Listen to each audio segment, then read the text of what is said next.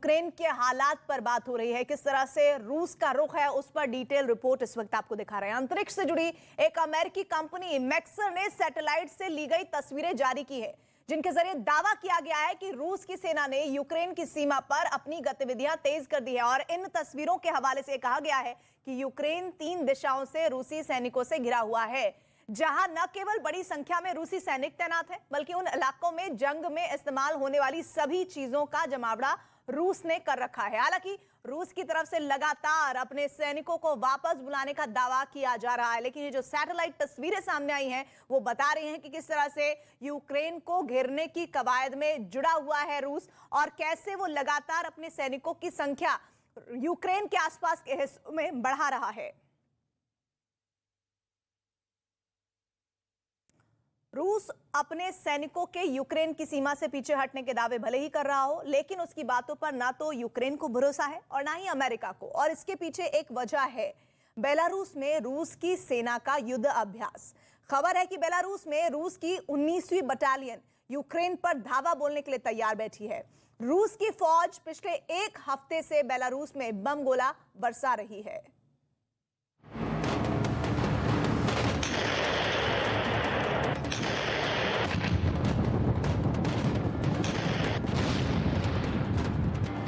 Tank आग उगल रहे हैं।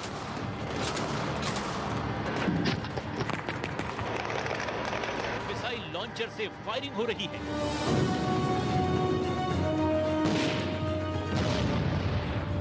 दावा किया जा रहा है कि बेलारूस के जमीन पर पुतिन के 40,000 सैनिक जोरदार अभ्यास कर रहे हैं। तो आसमान में रूस के महाबली Su-35 लड़ाकू विमान गरज रहे हैं। और तो और रूस का ब्रह्मास्त्र S-400 भी बेलारूस में मौजूद है।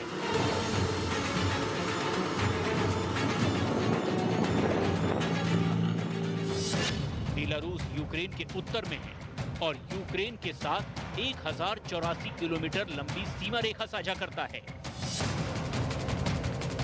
बेलारूस की सीमा से यूक्रेन की राजधानी कीव भी काफी करीब है। यूक्रेन समेत अमेरिका तक को यही डर है कि रूस बेलारूस के रास्ते यूक्रेन पर कब्जा करने की तैयारी में है और दबाव बनाने के लिए पहले तो बेलारूस सीमा पर अपने हथियारों की ताकत की नुमाइश कर रहा था और अब पुल बनाकर यूक्रेन पर हमले की तैयारी में लगा है।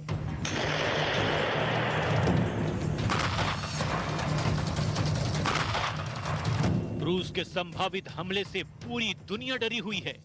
अंतर्राष्ट्रीय स्तर पर बड़ी बड़ी बैठकें हो रही हैं।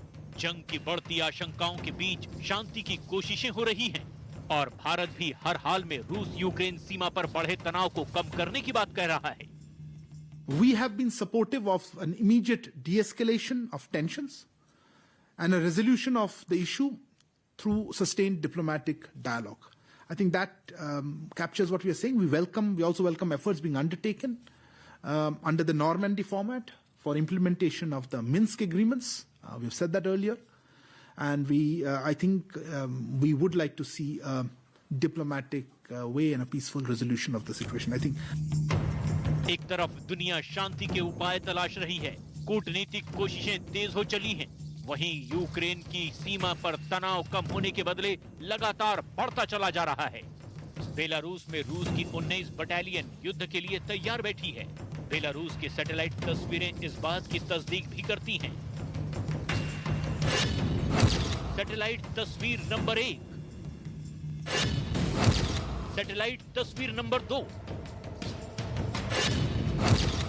सैटेलाइट तस्वीर नंबर 3, सैटेलाइट तस्वीर नंबर 4। दावा किया गया है कि बेलारूस में रूस की एक नई हेलीकॉप्टर गनशिप यूनिट आ गई है, जो चंद मिनटों में यूक्रेन की राजधानी कीव पहुंचकर बम बरसा सकती है।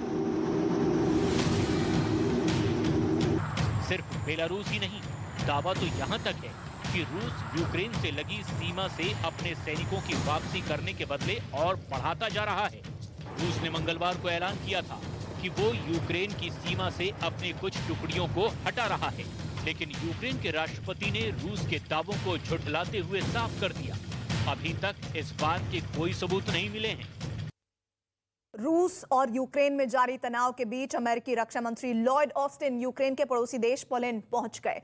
पोलैंड नाटो का एक सदस्य देश है, जहां पहुंचते ही लॉयड ऑस्टिन ने अपने ट्वीट के जरिए साफ किया है कि अमेरिका अपने सहयोगी देशों के साथ खड़ा है।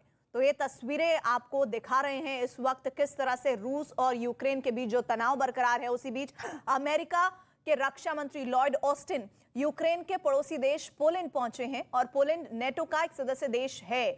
जहां पहुंचते ही लॉयड ऑस्टिन ने अपने ट्वीट के जरिए यह क्लियर करने की कोशिश की है कि अमेरिका अपने सहयोगी देशों के साथ खड़ा है।